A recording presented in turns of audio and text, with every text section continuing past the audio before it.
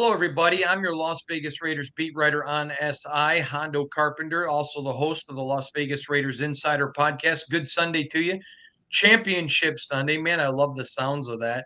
And we're bringing in Matt Hladek from the Spun. Matt has joined me for many, many years. And once a week, we go around the NFL. We talk Raiders, we talk everything.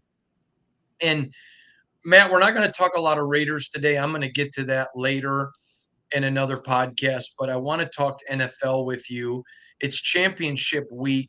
I thought the criticism of the Chiefs, the refs, the sliding, the not sliding. Patrick Mahomes comes out, kind of addresses it. Troy Aikman did in a big way. Raiders fans have been screaming about this for a long time. What are your thoughts about all of that? I know the league's philosophy is any publicity is good publicity. I just don't think this is. Tell me where I'm wrong. Well, I'll start with the sliding and kind of that thing. Even Patrick Mahomes said that he thought he flopped a little bit on the one play. He thought he went overboard. So I think if he's admitting it, that there might be some, it's a little jump the shark a bit. I think that that's a legitimate concern. We've seen it with other quarterbacks too, where they get it in the field and they're runners, and the defense is left in an impossible position because you want to treat them like they're a running back or a receiver with the ball, but you know that they're going to get flagged differently because of the position they play, and then you're caught in an awkward situation where do you want to let them go down with a slide? Are they really sliding? So that's an issue. I'm not sure how the league fixes that because it's something that happens in a split second in a field of play. But that's definitely an issue. Getting to the perceptions and all the things about the calls and them getting favoritism, it's not in some ways it's inevitable. And I think I've mentioned this on here before. You've covered a lot of college basketball. You know how programs like Duke gets all the calls, everyone would say, used to be North Carolina with Dean Smith. And so in other sports, in the NBA, we heard star players, they want to see that team in the finals. They want to see this team.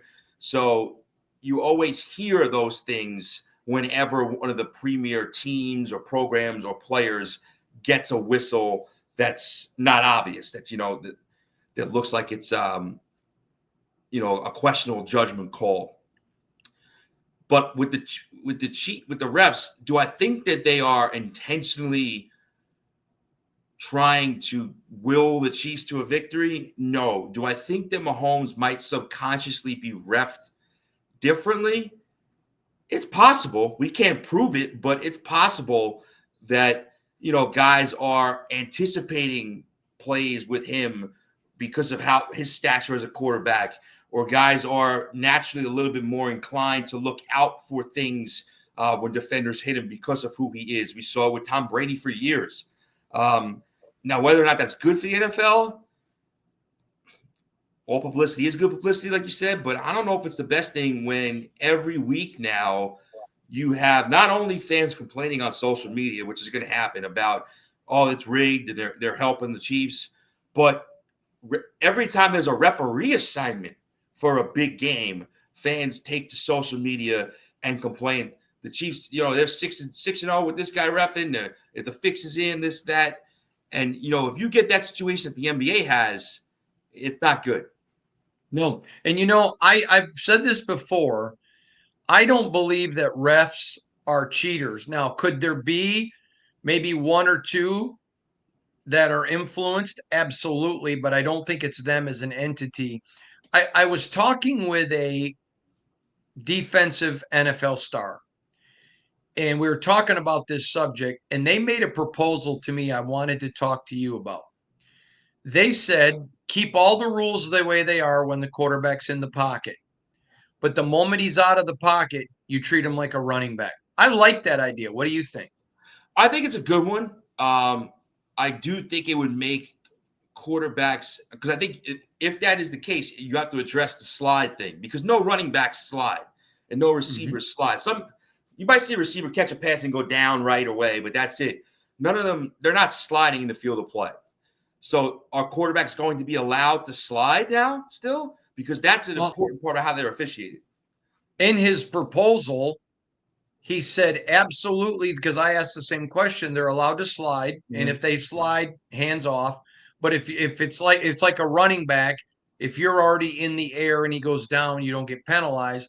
But he said, but one caveat: if you do any movement that would indicate a slide and don't, you lose the down. The ball goes back to the original line of scrimmage and a 15-yard penalty. I like it. The only issue is how that becomes even more of a judgment call in some cases. Part of me is wondering,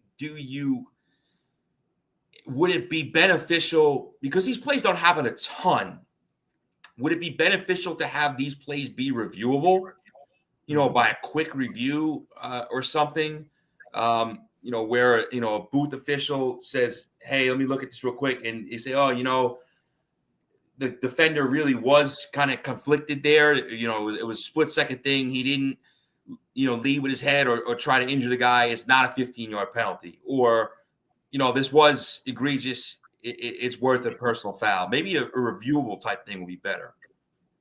Okay. In my opinion. I want to go now in a little bit of a different direction. I want to talk about Liam Coen. He comes to a verbal agreement with the Jaguars. A condition of that agreement is that he cannot interview with the Jaguars again.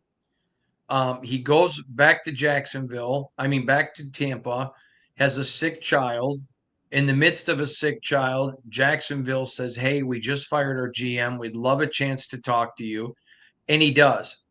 A lot of people crying foul here, but he didn't sign his contract. He understood he would lose the Tampa Bay contract if he talked to him. So everything was legal and legit. And let's not pretend like Tampa Bay hasn't fooled around with contracts in the past.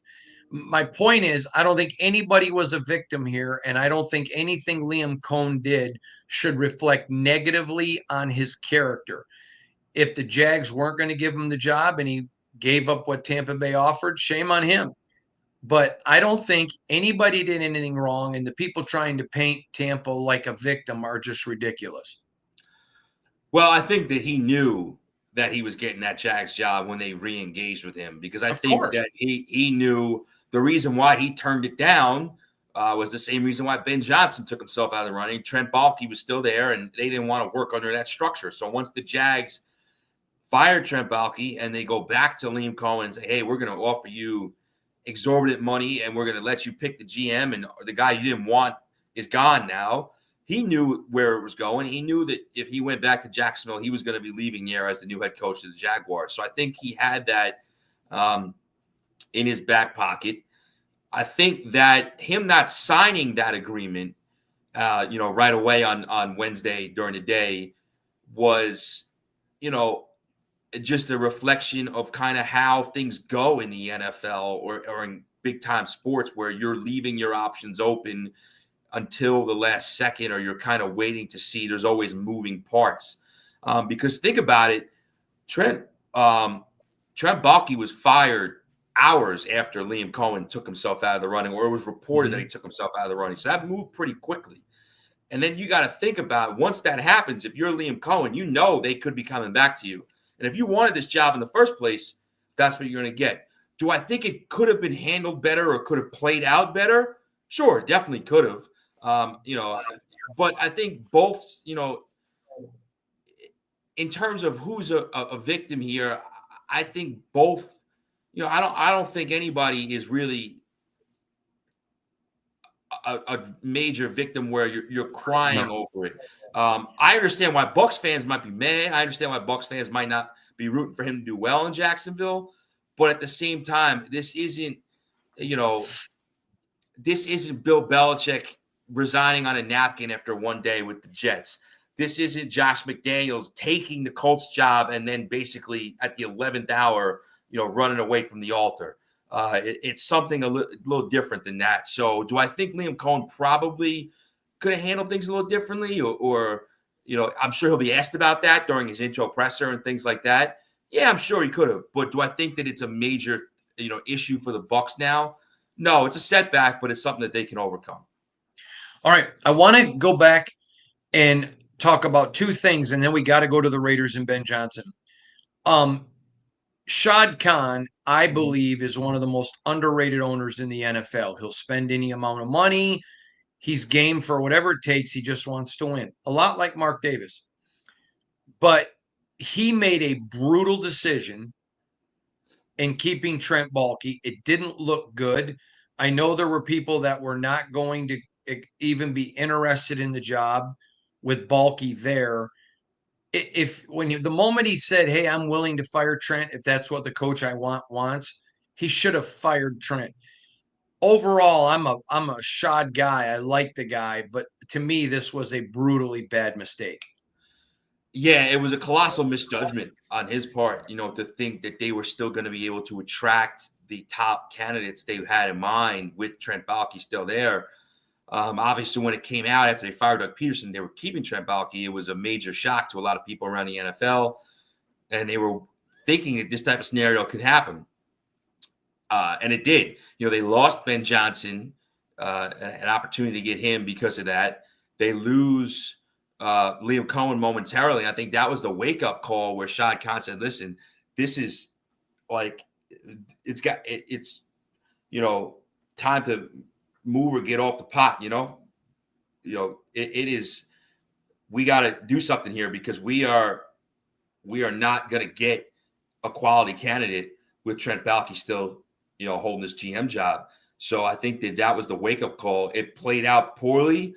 It wasn't good PR for the Jags, but they did get a bit of a reprieve because he fired Baalke and they were able to get a guy that they wanted in Liam Coen. So, I think this is a lesson for a reminder for NFL franchises. It is incredibly hard to have the head coach and GM on different timelines, unless it's a GM that's been there a long time and has success, and maybe the coach just kind of ran his course, and you have that proven track record there of hiring guys. But you look at the Raiders. I thought Tom Telesco did a very good job in his first year, but they got rid of him because they wanted to move fully forward in a new direction. In New York with the Giants, there was talk that John Mara wanted to keep Joe Shane and get rid of Brian Dable, and I think there were reports saying that when he went back channel and found out that he wasn't going to get anybody interested in the job anyone worth it, if he did that, he decided to suck it up and keep both of them for another year. I think you're better off either getting rid of both at the same time or keeping both and seeing where it goes. You can't split the baby like that. Yeah, I agree with you 100%. So let's turn to the Raiders and Ben Johnson. Very similar situation to Josh McDaniels. Maybe not. It's similar, not the same.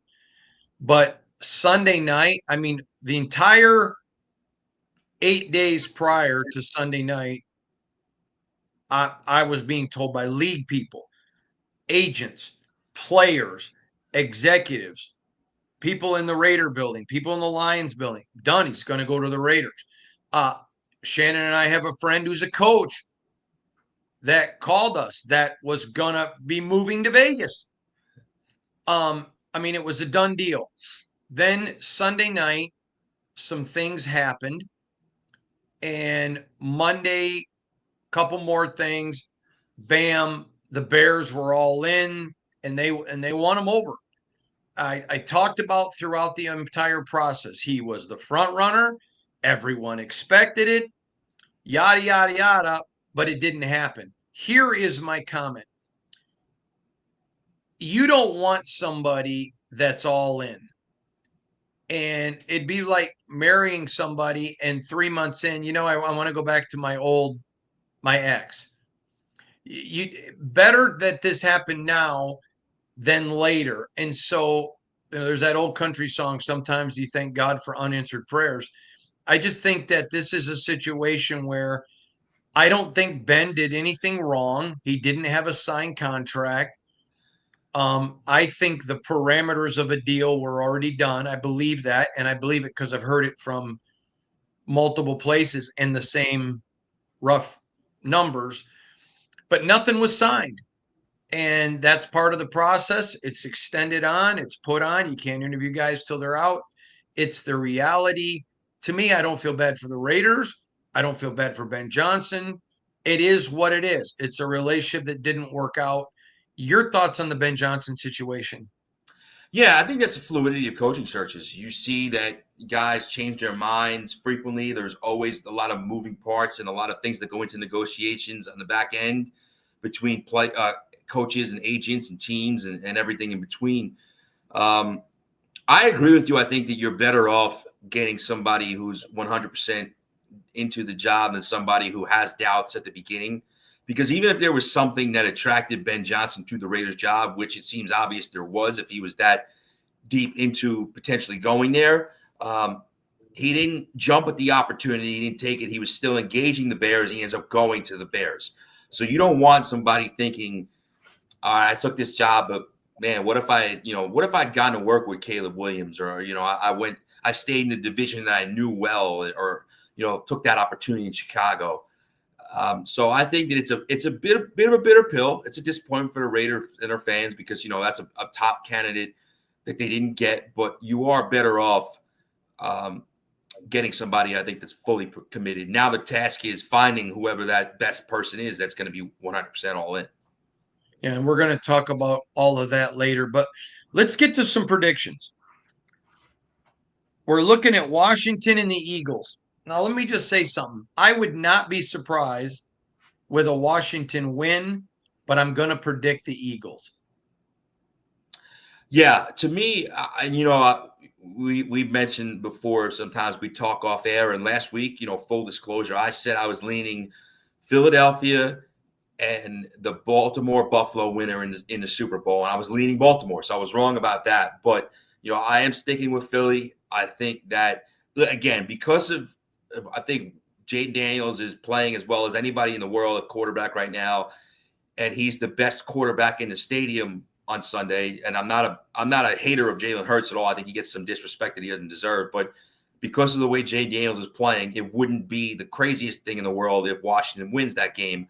But I just think that, the future is super bright in Washington finally, but they're stepping into a bit of a buzzsaw here. Their Eagles are at home. They're the better team. They're the best roster in football. And I think that with that run game and that line, they're going to be able to wear them out. And I think they get to the Super Bowl. And I think eventually they win the Super Bowl. Buffalo, Kansas City. Now, I said at the beginning of the year, I didn't expect San Francisco or Kansas City to win. I think both teams made some big errors. If Kansas City wins, I still don't think they'll win the Super Bowl. But my heart says Buffalo. But my brain says this comes down to a 5-5 tie. And you know that when it does, I always go with the home team. I shouldn't do this. But my heart says Buffalo. My head says Kansas City. And I'm not a hater of either one. But I've got to go with Buffalo here. To me, it's just the edge is so razor thin, and I just don't think the Chiefs are as good as they've been in the past. I just think they run out of gas. A win wouldn't shock me. I still wouldn't pick them to win the Super Bowl. I'm going with the Buffalo Bills. Your thoughts? I like Buffalo as well. I think that it's one of those things that you're coming to. I just feel like, listen, the Chiefs are the modern dynasty right now, one of the best dynasties in NFL history. We all know about Mahomes and Andy Reid and Kelsey and Chris Jones and all those guys. One of these years, Lamar Jackson and or Josh Allen has to break through. And I think that this is an opportunity for Josh Allen to break through. I think that football-wise, I like the Bills here. I think that's what Dan Orlovsky said on ESPN, and I agree with him. I think the Bills, the way that Josh Allen's playing, I think the way that their offensive line is playing, I think the way the Chiefs they haven't looked impressive. It's amazing. They're 16-2 on the year, including regular season, and then last week and they just haven't looked that impressive. And I think that if they win, it wouldn't shock me at all because they're two-time defending Super Bowl champs, and we know about their talent and their pedigree. And I feel like that's what we're going off of. But I think if you're going off of the better team, or my head tells me or gut tells me should happen, I think Buffalo wins. I think it's Philly and Buffalo in the Super Bowl, and I think Philly wins that game, but Buffalo would have the best player on the field in Josh Allen, and he's playing at MVP level. So, if they broke their curse, that also wouldn't shock me there. Daniel Jeremiah, a very good draft analyst, comes out and says Travis Hunter is not the number one player.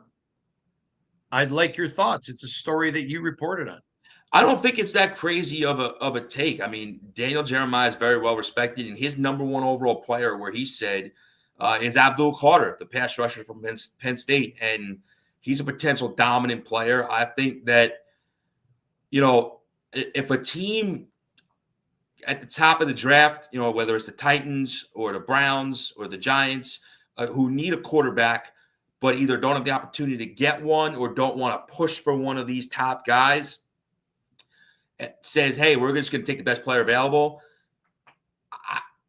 Obviously, it depends how it works out. That's how it will be judged. But process-wise, I don't think you can argue against either of those guys going in that spot. I can see why you'd have a preference for Travis Hunter. I think he's an unbelievable player and prospect. But I can see why you would say Abdul Carter's number one prospect and player in this draft. And I think he's going to have a great pro career. So I think that's a totally justifiable take from Daniel Jeremiah. And I've seen a couple other analysts come out with it as well. All right. So I'm going to throw something at you that I find fascinating. I'm not a quarterback expert. I don't pretend to be a quarterback expert. When it comes to evaluating quarterbacks, I certainly watch. I have my opinions, but my opinions are like everybody else's. So I don't put value in what I think. But I reported last week 2 NFL executives from 2 different teams both told me they thought Cam Ward was clear and by far the best quarterback in this draft. And they both told me Jackson Dart was their second. Now, one of them said they had a second round grade on Jackson Dart. The other one said a lower first round. But both said they thought there could be 5, 6 quarterbacks taken in the first round, which they just said was unbelievable. What do you think of Cam Ward being there, and what do you think of Jackson Dart? Cam Ward at 1 makes total sense to me. I think if I had a number 1 pick and I was taking a quarterback, I would take him. I think he has, and again, I'm not a quarterback expert either, but just from watching him, I think he has that balance of he's raw, but he has the tools and the athleticism, and he has the, he has the experience from playing a long time in college. He has some of what you see succeeding on the field in the NFL now already on Sundays. So I would take Cam Ward 1. The Jackson Dart thing is intriguing because I think his stock has already started rising and it's going to continue to rise. Now, last year we thought it was crazy when they were saying there was going to be 5, 6 quarterbacks taken in the first round, and there were 6. This year, if they get to 5 or 6 in the first round, I think something either went terribly wrong with these teams or I don't even know how it happens because there are not even 5 or 6 fringe. Last year, there were some guys, people were shocked that Bo Nix went where he did, but there was some talk of him being a potential back-end first-round guy. Same thing with Michael Penix. People were shocked he went top 10, but there were people saying, hey, he could get into the first round as a 5th guy. Here, there's 2 first-round picks, I think, right now. Jackson Dart, that's Cam Ward, Shedeur Sanders. Jackson Dart can work into that maybe, but if you're talking 5 or 6, now you're getting into the Jalen Milrose. Now you're getting into the Kyle McCords. Drew Aller. Drew Aller, but he's coming back to school.